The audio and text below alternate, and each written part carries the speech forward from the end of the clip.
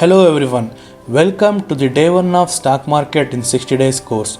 To get the daily video updates, please follow us on the social media platforms and don't forget to subscribe our YouTube channel. Links are given in the description right below. So many people just jump into the stock market by not even learning the basic fundamentals of stock market and end up in losing their hard-earned money. I don't want you to be the one of them. Today we will be learning about the most important basic information one should know before entering into the stock market. That is, what are stocks and what is stock market and why the stocks are sold in stock market. Before going to the actual topic, let's look at a general situation that every one of us has faced in our life. Let's consider that you have got a great business idea in your mind and you want to start your own company. But to start any business, you need capital. You need investment, which is the main problem faced by many people who wants to start their own business. If we try to find out the solutions for this problem, then all the solutions that we get for this problem can be broadly categorized into two major categories. One, you should take loan from someone else, or you should find an investor who is interested to invest in your business idea.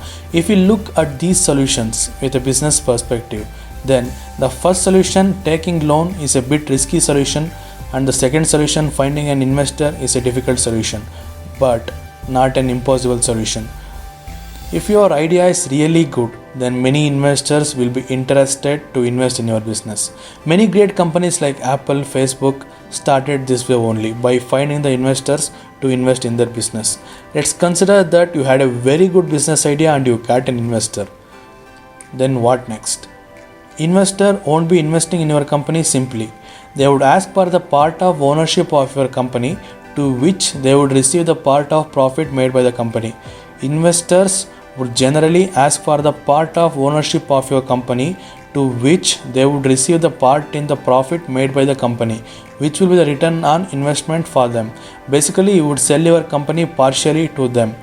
This part of ownership of the company which is sold to the investor is called as stocks.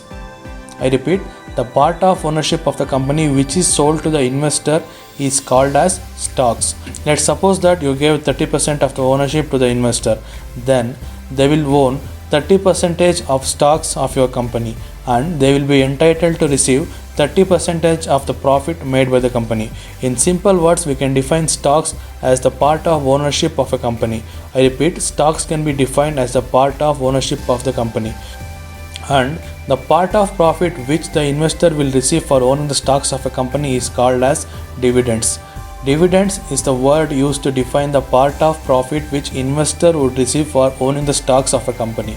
In the previous example, your company had only one investor. In reality, a company can have any number of investors.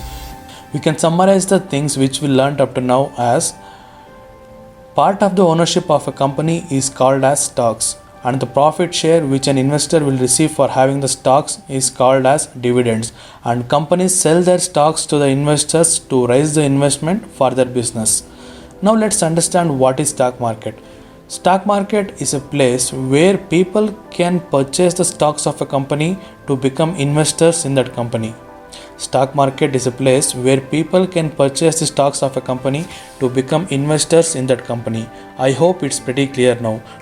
For any company to get listed in the stock market, it should meet certain criteria set by the government. And the most important thing is, all the investment which is made by the public in the stock market is completely governed by the government authority called as SEBI. This is done in order to maintain the transparency between investors and the company.